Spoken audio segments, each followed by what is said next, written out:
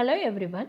This video is a continuation of the previous video which is called as performance metrics and measures.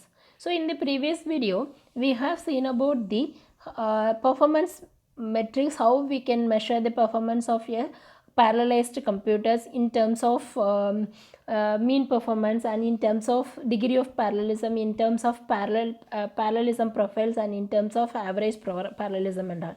So in this video, we are going to see about the metrics involved in measuring the scalability of a parallelized computer.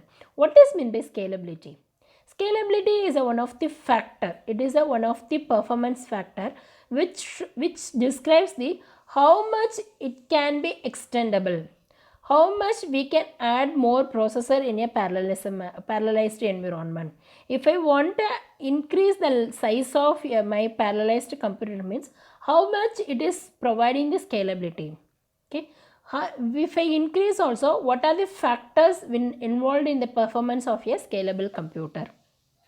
Okay, so that is what we are going to see in this video. So before going to move on the topic, we need to know the some basic definitions and terms involved in this topic. So what are those means? It starts from some definitions and terminologies. The first one is machine size. It is represented by the letter called N. So n is nothing but n number of processors. How many number of processors involved in a parallelized computer is called as a machine size. And clock rate F. It determines the basic machine cycle. And problem size S. It is denoted by the symbol S. So this problem size is nothing but a total amount of computations involved in a program execution. So in a parallelized computer, total amount of computation, how many amount of computations involved in this is denoted by the term called as S. And CPU time. CPU time is a very important one. It is denoted by the letter called capital T with the subscript of S, N, where S is a problem size and N is a machine size. What is mean by CPU time? It is nothing but actual CPU time for your execution. Okay. The next term, IO demand. It is defined by the term D. So it describes the demand in moving the program, data and result for a given runtime. So when you want to move your program from IO devices to processors or processor to IO devices, so that the time taken, the time taken is defined by the term called as IO demand. It is represented by the letter D. Okay. The next term is memory capacity. It is defined by the term M. It's nothing but the maximum amount of memory involved in the parallel computer. So total amount of memory involved in the parallel execution is defined by the term memory capacity. It is represented by the letter M. Then next one is communication overhead. It is defined by the letter called as H with the subscript of S, N, and this is a very important one. Here communication overhead is the actual time taken to transfer or to convey or to interchange your data or program between the processes, thereby achieving the synchronization. Okay. So it's a very important one. In general, communication overhead is a time taken to transfer or interchange or exchange your information or data or program between the processes or between the models or between one processor to IO devices or between one IO devices to peripheral devices. So this is called as communication overhead. It's a general time. It's also a very important one. Communication overhead is, once again I am repeating, communication overhead is a time taken for inter-processor communication. That is what it is named as inter-processor communication and synchronization. Okay. Then the next term is computer cost. It is defined by the symbol C. It's nothing but it's a total cost of hardware and software resources required. Okay. So total amount of hardware and software resources required for the parallel execution is called as computer cost. Then last one is programming overhead.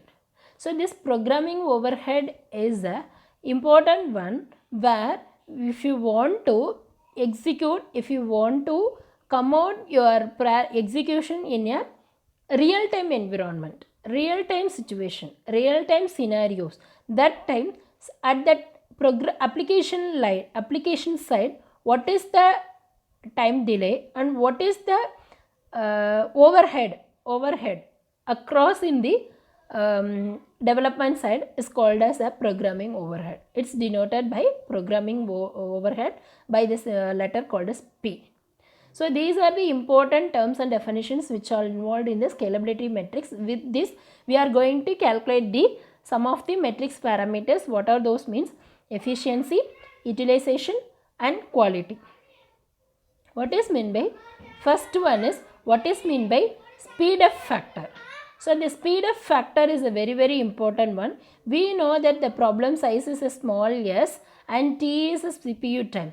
How we can measure the speed up factor in the parallelized environment means it is defined by the capital S of subscript of s comma n is equal to, this equation is s of s comma n is equal to t of s comma 1 divided by t of s comma n plus h of s comma n. Here CPU time of first one, CPU time of n number of processor with communication overhead of with n number of processor. So this equation is called as a speed up factor of one parallelized environment. Then what is the relation between speed up and efficiency means? The speed up is directly proportional to the efficiency. This speed up factor is because if the speed up value is high means efficiency is good. It's a direct proportion. So the relation between the speed up and efficiency is a direct proportion. If speed up is good, efficiency is good. If speed up value is low, efficiency is also low. In the way, this efficiency is calculated as E factor, that is defined by the E symbol, and E of s comma n is equal to S of s comma n divided by n. N is nothing but n number of processor. It's a simple equation. Okay. So this is the relation between speed up and efficiency. Along with it, we are going to calculate the quality of that parallelized computer. So how we can measure the quality of parallelized computer means by the term called as Q of s comma n. So this Q of s comma n is equal to capital S comma n divided by S1 of s comma n.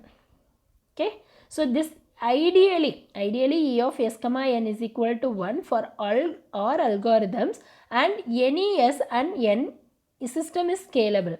If the system is scalable, it is having the capability of scaling, adding your n number of processes means that time efficiency is equal to 1 for all algorithms. In that way, we can measure the quality of quality of this parallelized equation in this in this formula. So here quality of s comma n is equal to T1 of s comma n divided by T of s comma n. Okay. So here T of s comma n is called as CPU time. Okay. So these are the different factors factors and metrics involved in the performance of one's parallelized computer. Yes, I hope you understand the concept. I will catch you in the next video about next topic. Thank you.